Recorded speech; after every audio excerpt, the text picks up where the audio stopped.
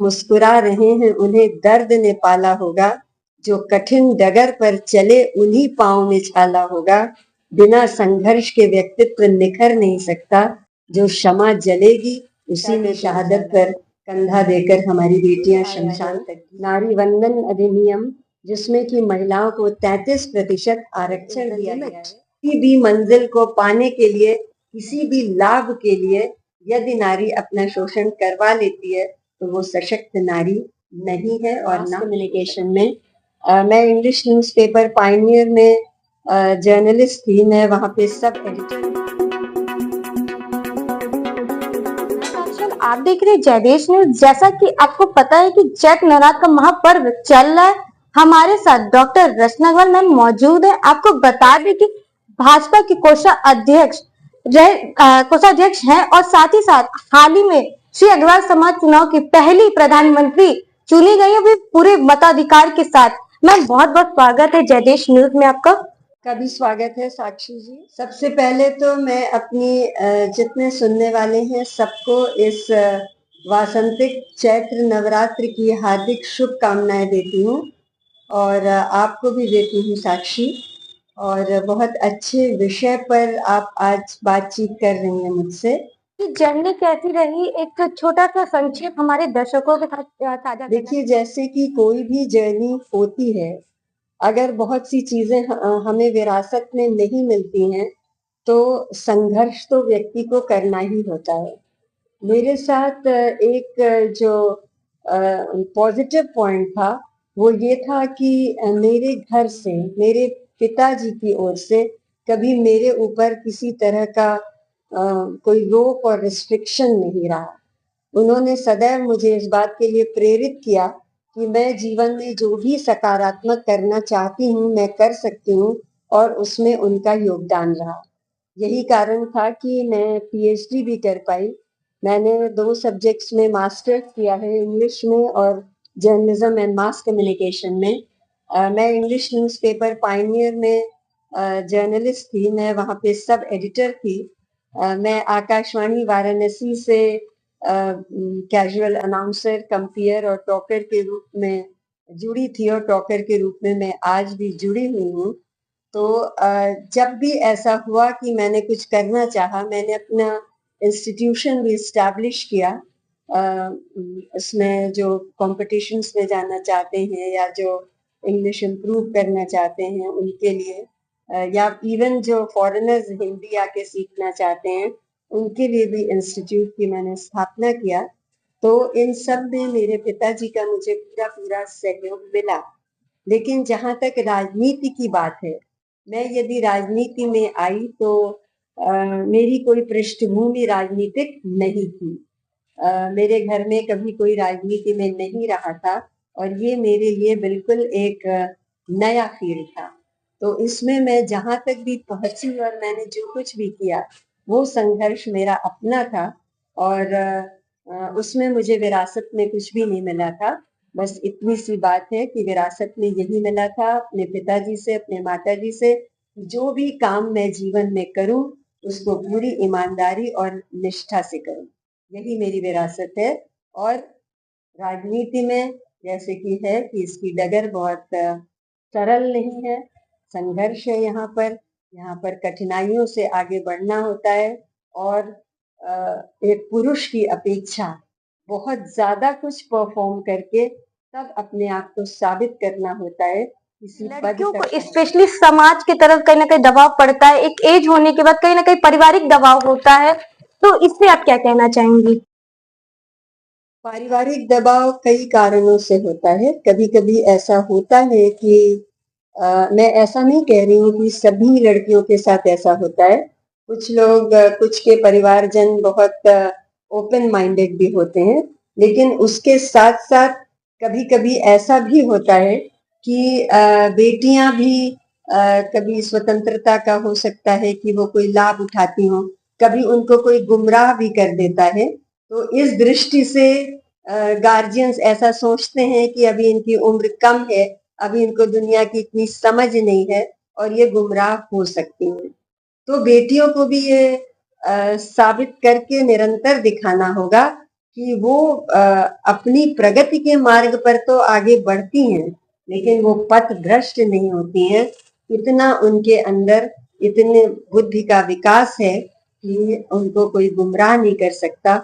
और मैं नारी सशक्तिकरण इस बात को मानती हूँ मुख्य रूप से कि कोई भी व्यक्ति किसी बेटी का या किसी नारी का शोषण न कर सके, और जो नारी अपना शोषण नहीं करवाती है वही नारी सशक्त नारी है। किसी भी मंजिल को पाने के लिए, किसी भी लाभ के लिए यदि नारी अपना शोषण करवा लेती है तो वो सशक्त नारी नहीं है और ना जो रूढ़िवादी में फंस के रह जाती हैं, नहीं निकल पाती, अपना क्या राय देना चाहेंगे? तो मुझे लगता है कि समाज में बहुत परिवर्तन आया है और अब समाज में ऐसी रूढ़िवादिता नहीं है जहां बेटियों को आगे निकलने से रोका जाए। कुछ परिवार ऐसे हो सकते हैं और कुछ जगह ऐसी भी होती हैं जहां कुछ दायित्वों की वजह से महिलाएं स्वयं आगे नहीं आ पाती या बाहर नहीं निकल पाती हैं। लेकिन हमारे देश में बहुत परिवर्तन हुआ है और हमारे जो प्रधानमंत्री हैं माननीय मोदी जी, वो जब से प्रधानमंत्री बने हैं उन्होंने निरंतर बेटियों और महिलाओं को आगे बढ़ाया है। और मैं भी बेटी बचाओ बेटी पढ़ाओ अभियान की उत्तर प्रदेश की संयोजक रही हूँ। तो मैंने निरंतरता से इस विषय पर काम किया है कि बेटियां पढ़ें, बेटियां बचें, सुरक्षित रहें और वो राष्ट्र के विकास की मुख्य धारा से जुड़ें। और आपको ये तो मालूम ही होगा कि माननीय मोदी जी के प्रोत्साहन से संसद में जो बिल आया है नारी वंदन अधिनियम, जिसमें कि महिलाओं को 33% आरक्षण दिया गया है। तो अब तो महिलाओं के ऊपर जिसे हम कहते हैं कि स्काई इज द लिमिट। आज हमारे देश में बेटियां फाइटर प्लेन्स तक उड़ा रही हैं, वो ऑटो रिक्शा भी चला रही हैं, वो ट्रेन्स भी चला रही हैं, वो डॉक्टर्स हैं, इंजीनियर हैं, आईएएस हैं। तो हम बिल्कुल ये नहीं कह सकते कि आज इस देश की महिलाएं किसी रूढ़िवादिता की वजह से आगे नहीं बढ़ पा रही हैं। पूरा देश ये जो हमारी सरकार है मोदी जी की, उनके साथ खड़ी है, उन्हें आगे बढ़ाना। नई पीढ़ी को विशेषकर बेटियों को ये संदेश देना चाहूंगी कि आप सीधे मार्ग पर चलें, आप इधर उधर भटके नहीं, जो जीवन के दायित्व हैं उनसे दूर भागे नहीं, क्योंकि हम सब भारतीय नारियां हैं, भारतीय बेटियां हैं और इसलिए हम सदैव जोड़ के चलते हैं। जो भारतीय बेटियां हैं, भारतीय नारियां हैं, वो परिवार को जोड़ती हैं, वो समाज को जोड़ती हैं, वो देश को जोड़ती हैं। वो बहुत सुकुमार और कोमल होती हैं, लेकिन जब समय आता है तो वो अपने स्वाभिमान, अपने समाज और अपने देश की रक्षा के लिए वो हथियार भी उठाती हैं। आजकल तो अगर आजीविका का प्रश्न हो तो हमारी बेटियां उस आजीविका को कमाने का साधन भी बनती हैं। और अब वो समय है जब पिता की शहादत पर कंधा देकर हमारी बेटियां शमशान तक भी जाती हैं। बिल्कुल। तो सारी बेटियों को और सभी युवा पीढ़ी को, सबको मेरी बहुत बहुत शुभकामनाएं। ये शक्ति की आराधना का महापर्व नवरात्र है, जो कि केवल और केवल जो हमारे भारतीय जो संस्कृति है उसी में ये परंपरा है शक्ति की आराधना की। और इसीलिए भारतीय नारी बहुत सशक्त है, केवल उसको सही मार्ग पर चलना है, अपनी शक्ति को पहचानना है और उसके लिए सारे मार्ग, सारे द्वार खुले हुए हैं। वो अनंत ऊंचाइयों तक पहुंच सकती है और अपने देश को उन ऊंचाइयों तक ले जा सकती है। प्लस आप भाजपा की कोषाध्यक्ष, कैसा रहा आपका जर्नी, कैसा रहा, ताकि हमारे जो दर्शक, खासतौर से महिला दर्शक देख रही हैं, ताकि उनको एक मैसेज मिले और आज जो लड़कियां आगे आना चाह रही हैं वो अपना फेस कर सके इजली तरीके से। मैं आज की पूरी पीढ़ी को एक संदेश ये देना चाहूंगी कि यदि आप जीवन में सफल होना चाहते हैं तो सदैव पूरी निष्ठा और पूरे श्रम के साथ आप आगे बढ़ें।